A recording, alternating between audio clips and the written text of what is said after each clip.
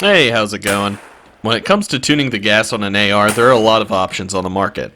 I went over my choice when it comes to shooting only suppressed in another video, but what about if you want to shoot both suppressed and unsuppressed, or want to shoot different loads of the same caliber, like with a 300 Blackout? You could try finding a middle ground through buffer or gas port tuning, but you're going to end up in a jack-of-all-trades, master-of-none situation. The gun will be overgassed when using ammo on one end of the spectrum, undergassed with the other. In the previously mentioned suppressing a 10.3 video, I went over why in most situations I don't really like adjustable gas blocks in ARs, but this one is an exception. I think in most cases it's best to choose suppressed or unsuppressed and tune the rifle to run well with whichever you choose, but that isn't a realistic option all of the time. Adding a failure point to the system in order to be able to run in more circumstances is sometimes worth it. This is the Wojtek Weaponry Click Adjust Gas Block. Yes, you pronounce it Wojtek. Company is named after the Polish soldier bear, and I think that's pretty funny and cute. I much prefer click adjust gas blocks because it's easier to measure how many clicks are ideal for certain ammunition types, but also because they are less likely to self-adjust than normal screw adjustable gas blocks. It is technically still a screw being used to adjust the gas, but you know what I mean. This gas block adjusts by blocking gas from entering the gas tube using a screw. This isn't a bleed-off type block that is less ideal for suppression due to releasing excess gas through the block. That's going to create some port pop. I've had two of these gas blocks, well, technically three, but we'll go over that later.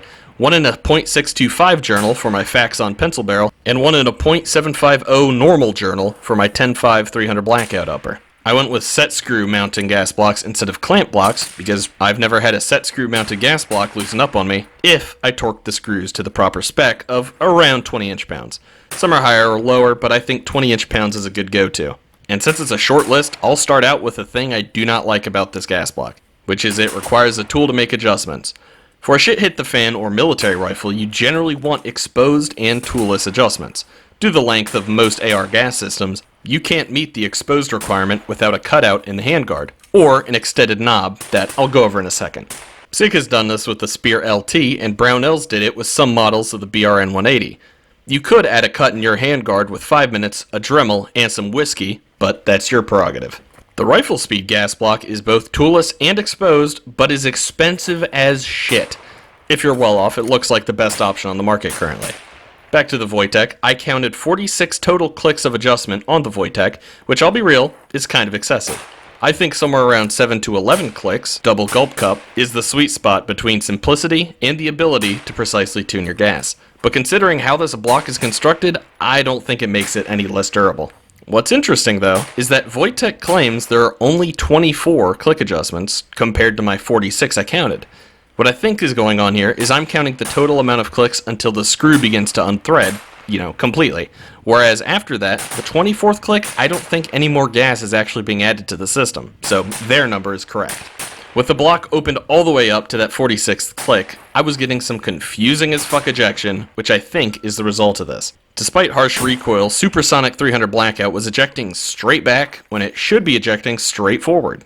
My best guess is that with the screw backed out that much, we were getting some gas leakage somewhere.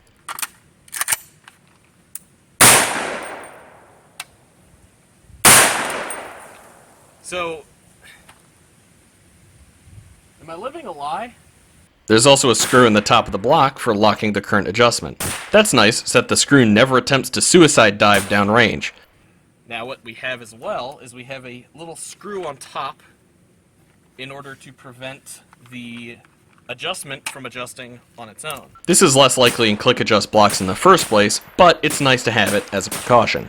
Another cool thing about adjustable gas blocks like this, instead of the bleed-off style, is that you can turn the gas all the way off from a more quiet shot with suppressed subsonics. Even quieter with a wet suppressor. Not all suppressors are meant to be run wet, so keep that in mind. I don't even know if the Sandman is supposed to be, but I've been doing it and it's been fine. Subsonic, closed gas. Oh, that's comfortable.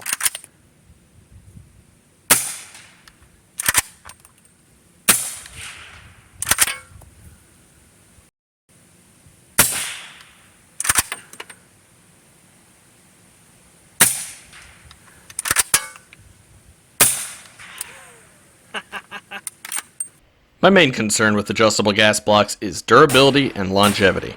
Thankfully, as far as I can tell, this block is designed well enough to meet both of those requirements.